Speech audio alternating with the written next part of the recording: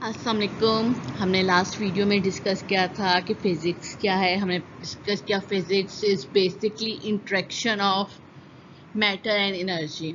Then हमने उसके बाद डिस्कस किया था कि ब्रांचेस ऑफ फ़िज़िक्स, जैसे हमने मैकेनिक्स डिस्कस किया, electromagnetism, electricity, okay, nuclear physics, atomic physics, biophysics, plasma physics. हमने तमाम चीज़ों को डिस्कस कर लिया था। ठीक है, आज हम लोग बेसिकली जो डिस्कस करेंगे रोल ऑफ फिज़िक्स, हमारी जो डेली लाइफ में फ़िज़िक्स की क्या इम्पोर्टेंस है, मतलब हम कहाँ कहाँ फ़िज़िक्स यूज़ कर रहे हैं, ये सब चीज़ें हम डिस्कस करेंगे। ठीक है, सबसे पहले हम अपनी डेली लाइफ देखते हैं। हमारी डेली लाइफ में हम लोग क्या करते हैं, सुबह स्कूल जाना है हमें, हम अलार्म सेट करते हैं। ठीक है, अलार्म क्लॉक सेट करते हैं। फिज़िक्स क्या है, इसमें भी इन्वॉल्व है। ठीक है, जैसे साउंड जो प्रोड्यूस होता है जब अलार्म क्लॉक से, जो हमें मॉर्निंग के वक्त उठाता है। ठीक है, ये किसकी एप्लीकेशन है, फिजिक्स की, because physics studies the origin and propagation end of sounds. ठीक है, मतलब जब हम सुबह उठ रहे हैं, अलार्म क्लॉक लगाए, अलार्म क्लॉक की आवाज़ बजी, हम इस आवाज़ से उठ जाते हैं। ठीक है, इसकी प्रोपेगेशन, इस प्रॉपर्टीज़ की जो साउंड वो है, आवाज़ इस साउंड की, वो सब किसकी एप्लीकेशन है, फिज़िक्स की। ठीक है, अगेन अगर हम देखें, हमारे आयरन, हम कपड़े प्रेस कर रहे होते हैं, ये किसकी एप्लीकेशन है, ये भी फिज़िक्स की है। ठीक है, हम फिर चलते हुए क्या होते हैं, स्कूल आ रहे होते हैं, चलना क्या है, इटसेल्फ एप्लीकेशन ऑफ फिज़िक्स है। ठीक है, हम लोग चल रहे हैं, हमारा फोर्स लग रहा है, सम रोड जो है फ्रिक्शन प्रोड्यूस कर रही है, ये सब क्या एप्लीकेशन है फिज़िक्स की। अब मैं एक बॉल पॉइंट यूज़ कर रही होती हूँ, ये बॉल पॉइंट सेल्फ क्या है, फिज़िक्स की एप्लीकेशन है। ये अगर फिज़िक्स नहीं होता तो हम बॉल पॉइंट से लिख नहीं सकते पेपर में, क्योंकि ग्रेविटी का कॉन्सेप्ट नहीं होता, ये सब चीज़ें नहीं होती, अगर फिज़िक्स नहीं होती। तो इसीलिए क्या है, ये तमाम चीज़ें किसकी एप्लीकेशन है, फिज़िक्स की। ठीक है, अब कार सीट बेल्ट है, इट्स सेल्फ एप्लीकेशन है फिज़िक्स की, क्योंकि हम लोग पढ़ता रहे, आगे पढ़ेंगे न्यूटन से, हम देखेंगे इनर्शिया का इफेक्ट। ठीक है, ये फिज़िक्स की वजह से होता है, जिसकी वजह से हम कार सीट बेल्ट लगाते हैं, ये सब चीज़ हम पढ़ेंगे आगे। ये तमाम चीज़ें क्या है, फिज़िक्स की एप्लीकेशन है। ठीक है, यहाँ पे हम लोग चंद एप्लीकेशंस स्टडी करेंगे फिज़िक्स से related. Okay, now our topic is important role of physics in our daily life. उन चंद एप्लीकेशन के अलावा अगर हम देखें, इन कुछ और एप्लीकेशन है फिजिक्स की, जैसे automobile technology based on the branch of physics. जो हमारे ऑटोमोबाइल हैं, टेक्नोलॉजी यानी हमारी गाड़ियां हैं, उनके इंजन्स हैं बेसिकली, ये किस पे डिपेंड कर रहे होते हैं, फिजिक्स पर। हम आगे थर्मोडायनेमिक्स पढ़ेंगे तो हम engine, heat engine, different types of engine पढ़ेंगे। ठीक है, यानी हमारे ऑटोमोबाइल जो है वो किस पे डिपेंड कर रहे हैं, फिजिक्स पर। जो हम मेडिकल सर्विसेज में लेज़र यूज़ करते हैं, वो हमारे फिजिक्स पे डिपेंड कर रहे हैं। डिफरेंट टाइप्स ऑफ कैंसर के ट्रीटमेंट होता है इससे। अच्छा, सर्जरीज होती हैं, इवन देखिए हम गॉल ब्लैडर की सर्जरी होती है, वो लेज़र के थ्रू होती है। आँखों के जो वो होते हैं, कैटरेक्ट जो होता है, उसके लिए भी जो ट्रीटमेंट होता है लेज़र के थ्रू होता है। तो क्या हुआ, लेज़र हमारे मेडिकल सर्विसेज में बहुत यूज़ हो रहे हैं। रेडार टेक्नोलॉजी, मतलब रेडार टेक्नोलॉजी आपको पता है किसी यूज, जैसे हम लोग हमारे यहाँ मतलब हम फोरकास्ट करते हैं कि ये टेम्परेचर होगा, ये होगा, ये सब चीज़ें किस वजह से हो रही है, रेडार टेक्नोलॉजी से। ठीक है, डिफेंस सिस्टम में ये रेडार टेक्नोलॉजी यूज़ हो रही है। All electrical devices based on physics law, computer, ये फैन, ये लाइट, मतलब हमारे सराउंडिंग में डिफरेंट जो इलेक्ट्रिकल डिवाइसेस हैं तमाम किस पे डिपेंड करती हैं, फिजिक्स लॉ। जितने कम्युनिकेशन डिवाइसेस हैं, टेलीफोन, मोबाइल, ये सब चीज़ें फिजिक्स पे डिपेंड कर रही है। अगेन हमें पता है हमारा न्यूक्लियर रिएक्टर जो बिग सोर्स ऑफ एनर्जी है, वो भी फिजिक्स लॉ पे डिपेंड करता है। मतलब अगर देखिए फिजिक्स नहीं होती, इट्स मीन गाड़ियाँ नहीं होंगी। फिजिक्स नहीं है, हमारा जो मेडिकल सिस्टम है वो कोलैप्स कर जाएगा, हमारा डिफेंस सिस्टम कोलैप्स कर जाएगा विदाउट फिजिक्स। जो इलेक्ट्रिकल डिवाइसेस हैं, सोचे फैन नहीं है, लाइट नहीं है, फिजिक्स नहीं होती, सब चीज़ें नहीं होती। कम्युनिकेशन डिवाइसेस, मोबाइल सर्विसेज, कुछ भी नहीं होता हमारे पास। ओके, हमारा नेक्स्ट टॉपिक है साइंटिफिक मेथड्स।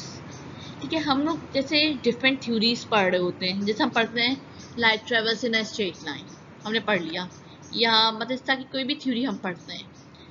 तो ये थ्योरी एक, कोई भी इंसान कोई बात कह दे, जैसे मैंने कोई बात कह दी, ये कोई दुनिया एक्सेप्ट नहीं कर लेगी कि आपकी बात सही है, ठीक है। साइंस इस पे एक्सेप्ट नहीं करता है ऐसे कि ये बात ठीक है। साइंस में हर चीज़ को प्रूव करने के लिए कुछ स्टेप्स होते हैं जिन्हें हम फॉलो करते हैं, ठीक है। ये जो कुछ स्टेप्स कोई भी थ्योरी प्रूव करने के कुछ स्टेप्स जो हैं वो ये होते हैं: observation, hypothesis, theory, experiment, law, ठीक है। डिफरेंट स्टेप्स होते हैं। अब हम इन स्टेप्स को वन बाय वन देखते हैं। सबसे पहला स्टेप हमारे पास क्या है? ऑब्जर्वेशन। अब जाहिर सी बात है, कोई भी चीज़ हम ऐसे नहीं बोल सकते कि ये होता है। जाहिर सी बात है, हमने कुछ ऑब्जर्व किया होगा, मतलब अपने सराउंडिंग में देखते हैं। अल्लाह ताला ने हमें सलाहियत दी है, हम चीज़ें देख सकते हैं, महसूस कर सकते हैं, ठीक है। मतलब हम देख सकते हैं, जैसे हम नॉर्मल चीज़ हम देखते हैं, गर्मी बहुत है, गर्मी बहुत है, टेम्परेचर हाई है, हम लोग की उस दिन मतलब एनर्जी लेवल बहुत लो होता है। इसी तरह जिस दिन मतलब ये हमारी एक ऑब्जर्वेशन है, हमने कैसे ऑब्जर्व किया? अपने सेंसेस से। इसी तरह क्या होता है साइंस में भी, कोई थ्योरी, कोई लॉ बनाने के लिए हमें क्या करना होता है? सबसे पहले डिफरेंट चीज़ें जो हो रही है उन्हें ऑब्जर्व करना होता है, ठीक है। हमारा पहला स्टेप है ऑब्जर्वेशन, ठीक है। The process of observing natural phenomena with the help of 5 senses and the scientific equipment. मतलब कोई भी चीज़ें हमारे इर्द गिर्द हो रही हैं, हम उन्हें अपने 5 सेंसेस मतलब hearing, smelling, seeing and touching से फील करते हैं, महसूस करते हैं अपने सेंसेस से, ठीक है। या फिर किसी भी साइंटिफिक इक्विपमेंट से कोई चीज़ ऑब्जर्व करते हैं, ठीक है, ठीक है। और ये ऑब्जर्वेशन क्या होते हैं, हमें बहुत केयरफुली लेनी होती है। और एक बार की ऑब्जर्वेशन पे हम लोग अपना एक्सपेरिमेंट या अपना हाइपोथेसिस जनरेट नहीं कर सकते।